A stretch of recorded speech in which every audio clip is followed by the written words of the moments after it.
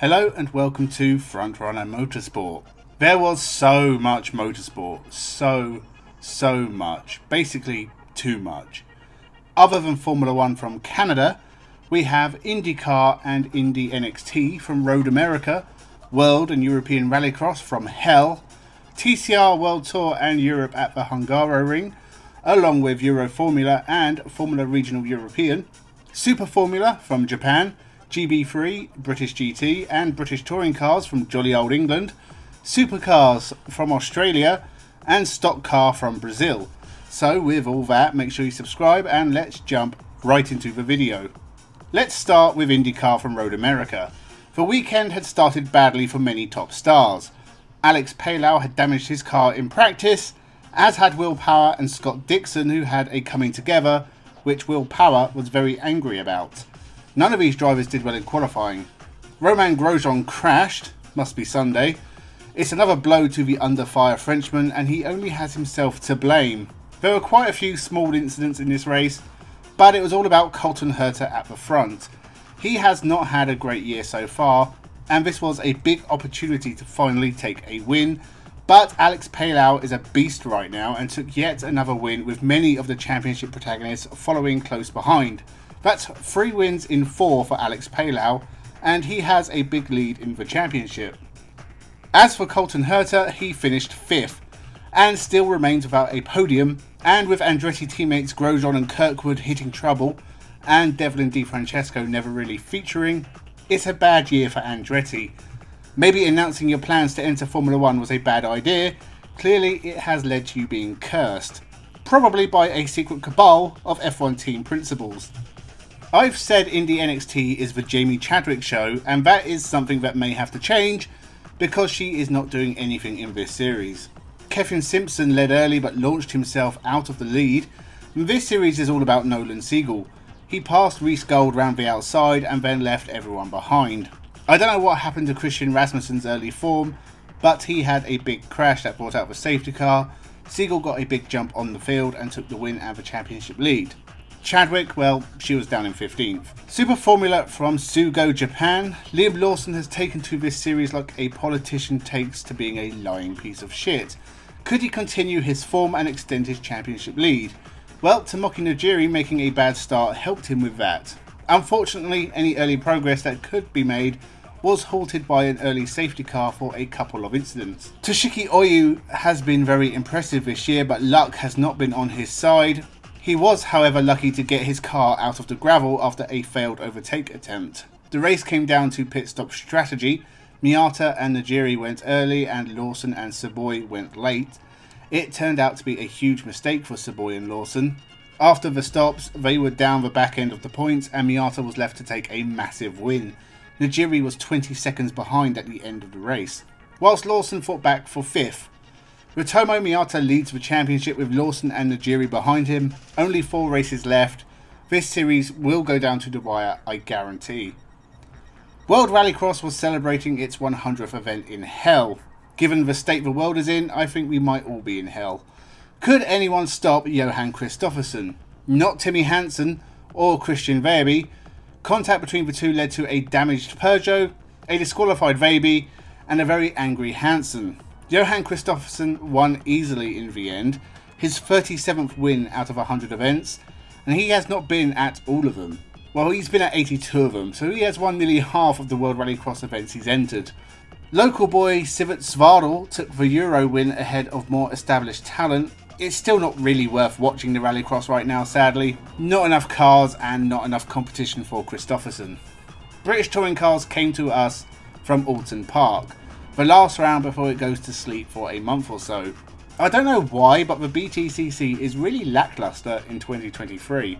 Once again, race 2 saw very little overtaking. There was some close racing, in fact too close for Colin Turkington, but all in all it was another mediocre weekend. Jake Hill took the first 2 wins ahead of Ash Sutton, but before I mention Ash Sutton being untouchable, he got touched a bit too hard and retired from race 3. Colin Turkington won race 3 and completed a very good weekend for BMW, who also took a 1-2-3 in the final race. Ash Sutton leads the championship, but Tom Ingram is surprisingly close, having not finished outside the top 10 in the first 15 races, which is amazingly consistent. It has been pretty dull so far this year. Hopefully the second half gets a lot better. British GT is the better choice for fans right now, a greater field of cars and a lot more action. The second race at Snetterton was very close. It has top GT drivers in the series and the racing is entertaining. The Lamborghini of Sean Bouth and Sandy Mitchell won race 1, and the Ram Mercedes of John Ferguson and Rafael Marcello won race 2. The championship is very close with several drivers still in the hunt. Supercars came from Darwin and the series has evolved into a fight between Erebus Motorsport and 888. Could Erebus continue their early season form?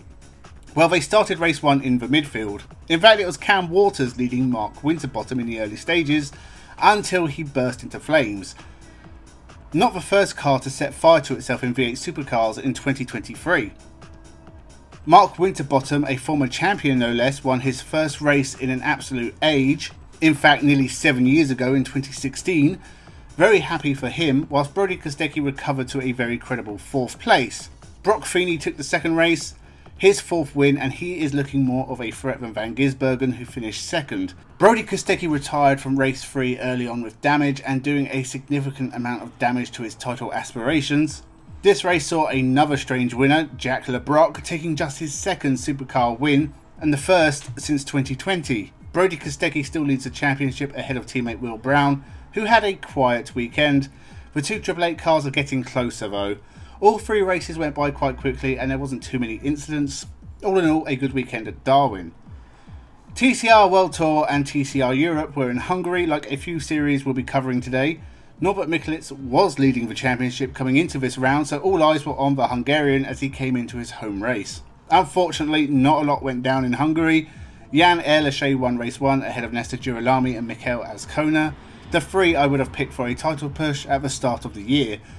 Race 2 started with more of a bang, in fact several bangs. Borkovic got turned around into teammate Mikulits and Davidowski was involved somehow. That led to a safety car, after which the race settled down. Ted Bjork won for the first time since 2020 ahead of a charging Rob Huff. Jan Erleche leads the championship, but honestly it's not a great series. Kobe Powell's won both rounds in the TCR Europe, but Coronel still leads the standings. Formula Regional European has some of the best young drivers in the world. A lot of these drivers are doing exciting things and a large number will be in Formula 3 in 2024. One of those is Andrea Kimi Antonelli. The young Italian is a Mercedes youngster and is looking to make a big impression on what will probably be his future employers in Formula 1. He led early on but made a mistake and dropped to 4th. Martinius Stenhorn is not someone I would have picked as a potential champion, but he is running very well right now, taking another win in race 1, and then he won race 2 also. The racing wasn't terrible, but there are far too many safety cars, mostly because there are so many cars on track. They can't seem to stop hitting each other. On to Euro Formula, whereas Formula Regional European has too many cars, Euro Formula has way too few. 3 races and 10 cars, meaning 30 entries total, less than the number of cars in one Formula Regional European race. It was as exciting as you would imagine it would be. Noel Leon is better than everyone else in this series and he won race 1, whilst Bryce Aaron took race 2. Race 3 was the best. Juju Noda pulled the move of the weekend around the outside of rookie rival Bergmeister, and she began to chase down leader Josh Mason. Unfortunately, they made contact and Noda dropped back. Mason took the win but isn't competing full time, and there are not enough cars to justify this series' existence. I haven't talked about GB3 on this channel ever, a shame as it is the carry-on from the original British F3 series, which gave us some of the best racing and top drivers ever. So the current crop of GB3 drivers are the future stars, right? Well, it has fallen a lot in terms of renown, but these drivers will be looking to get involved in continental and then international single-seaters. I don't think any of the current drivers has what it takes. The best drivers are the likes of Alex Dunn and Joseph Loke. Whilst they're not terrible, I can't imagine them racing in Formula 2. So the racing this weekend was coming from Snetterton. James Headley won a boring race 1, but there was some controversy in race 2. Callum Voisin was leading until Timik Kucherajek dived down the inside and broke his suspension. After the safety car, Noah Ping took the win, but Joseph Loke was looking like he was going to take the championship lead back until he spun to the outfield. The final race was the reverse grid race won by Daniel Mavlatov. It was okay. GB3 is the perfect middle ground between Formula Regional European and Euro Formula. The porridge that's just right, if you will. Finally, Brazilian Stock Car, a series I rarely talk about, but as I did watch it, I might as well mention it. It's the place to go if you really like former Brazilian Formula 1 drivers. The hilly Cascavel circuit was where the races took place. The first race was surprisingly sedate by stock car standards, with only a few cars carrying damage. Daniel Serra took the win in race 1. The second race was definitely incident packed, a couple of crashes and punctures, but safety cars took up a lot of the racing time. A stop-start race, but fun nonetheless. It was a Barrichello who took the win, not reigning champion and former F1 race winner Rubens Barrichello, but his son Eduardo, taking his first stock car win. So that was all the action from the past weekend. Some real good stuff here. Some of it was pretty dull. IndyCar at Road America was my race of the weekend. Some great action from a great track. Next weekend we have a lot less motorsport. Formula E returns to our screens from Portland, USA. The Safari Rally continues for WRC.